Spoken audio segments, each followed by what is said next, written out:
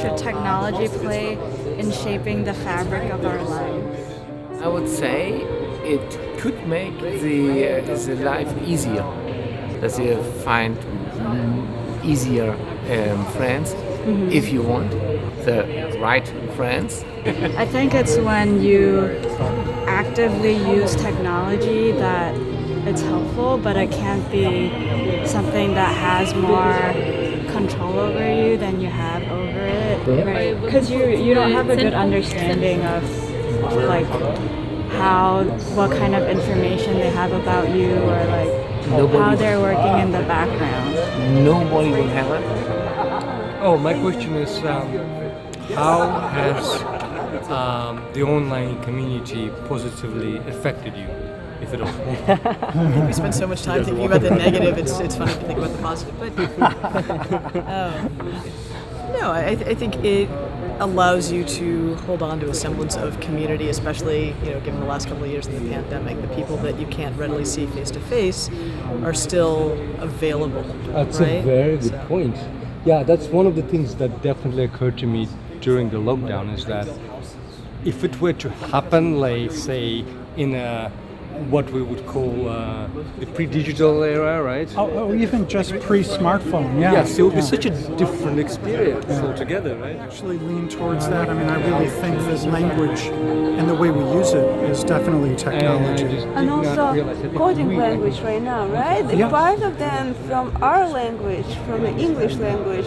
So it's definitely language is the first stage of technology, but now it's just so highly difficult. You need like dedicate yourself. It's a technology. Maybe this is your one sentence. Language is a technology where our own voices are the hardware and language is the software. For us to actually Okay, that's a good have one. a fora where we can Here, who would like to define from their perspective what is the metaverse? alternative reality. Alternative reality? It's a cool one. Who's done an immersive augmented reality experience before? Yeah, a lot of folks here.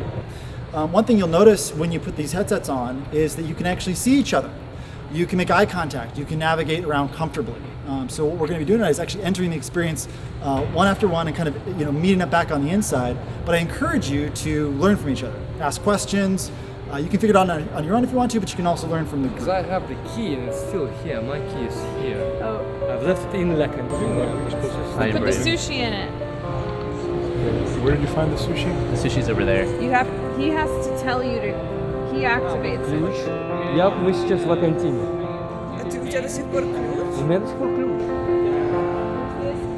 My name is Ray. I'm the CEO of Enclu and the head of Verse.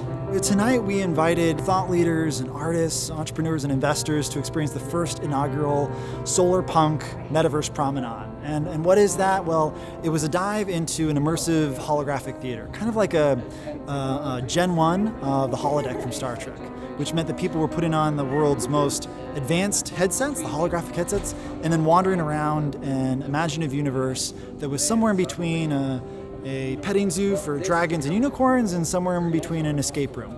Some of my favorite things that I saw tonight were people working together to figure out the puzzles and really kind of understanding, at first how the basic interface worked, but then eventually becoming very skilled and adept at it to where, some people flew through, some people took their time, and at the end of it, we had a lot of social dynamics and interactions, which is really what we were hoping for. For the spirit fight.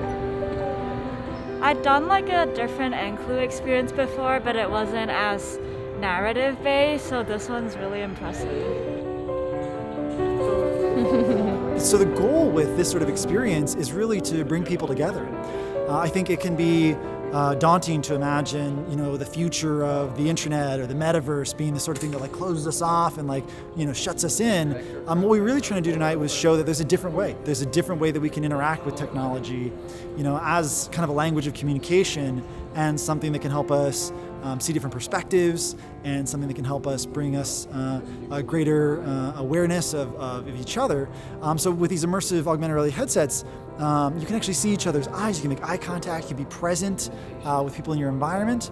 And the questions at the beginning were really meant to stir the pot and get those sort of conversations going. So, one of my favorite questions that I heard a fun answer to tonight was, what is the difference between presence and being present and being current?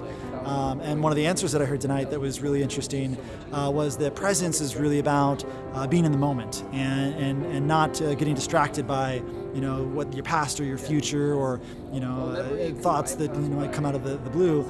And being current is really about living in the modern day, taking advantage of this unique opportunity to be a human at the forefront of this new technology and really plugging in and appreciating all the benefits that it can afford us.